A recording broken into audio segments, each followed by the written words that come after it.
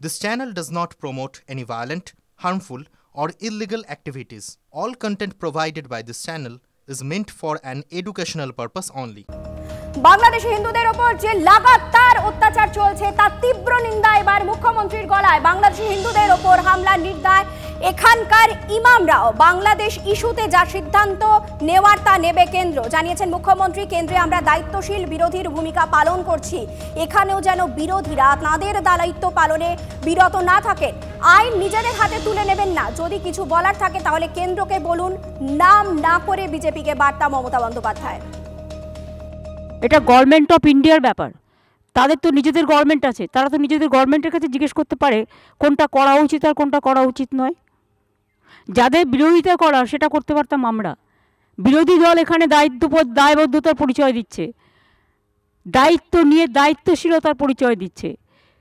আর কেন্দ্রের শাসক দল তারা যদি নিজেদের রাজনীতি করবার জন্য প্রধানমন্ত্রীর যেটা দায়িত্ব সেটা তারা পালন করছে, বলুন আইনটা নিজের হাতে না নিয়ে ভারত সরকারকে পালন করতে।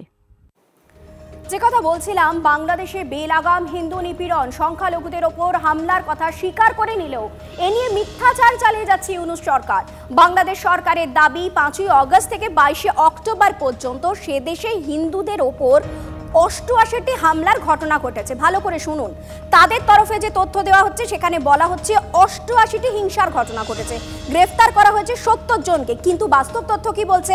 সেখানে দেখা যাচ্ছে হিন্দুদের ওপর 1070টি হামলার ঘটনা ঘটেছে। কোথায় 88 আর কোথায় 1070? তার মানে আসল ঘটনা ধামাচাপা দেওয়ার চেষ্টা চালিয়ে যাচ্ছে ইউনূস প্রশাসন।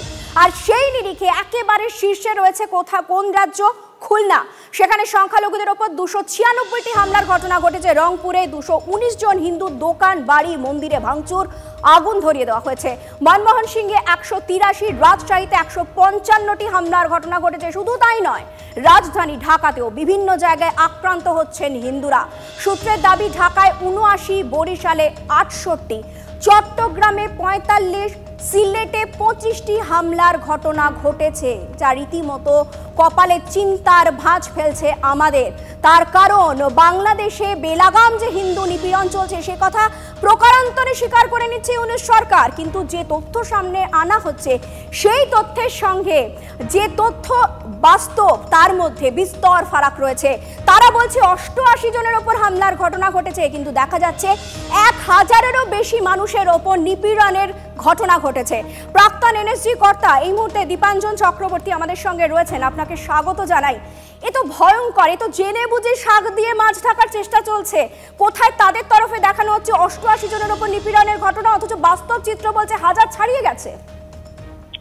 দেখুন, আমি সরকারি ভাষ্য শুনেছি, বাংলাদেশের বিদেশ মন্ত্রক থেকে বলছে যে এই এমনকি মন্দির ইত্যাদি ভাঙাচোরা ঘটনা হয়েছে 26টি, তাতে ধরা পড়েছে, অ্যারেস্ট করা হয়েছে 35 জনকে। এটা থেকে বোঝা যাচ্ছে যে এটা কি মানে এক একটা মন্দির এক একজন করেই ভাঙতে গেছিল, আগুন লাগাতে গেছিল। তো 26টা মন্দির দেবালয় ধ্বংসতে 35 জনকে গ্রেফতার করা হয়েছে। সেখানে 1080 ঘটনাকে যে 80 বলেছে এটাই অনেক। ওরা নিজেরাও জানে ওরা মিথ্যা দিয়েই কাজ করতে, মিথ্যার বেসাতি করতে, এ চলবে না। এবং ভারত সরকারও সেটা জানে, কিন্তু কূটনৈতিক কিছু বাধ্যবাধকতা থাকে, প্রোটোকল থাকে, সেটা সময় নিতে হয়, সেই সময়টা দেওয়া হচ্ছে। কিন্তু এটা কিছুতেই ভারত সরকার মেনে নিচ্ছে না। অফিসিয়াল রিজয়েন্ডারও দিয়েছে ভারত সরকার। ধন্যবাদ দীপাঞ্জন বাবু, ধন্যবাদ।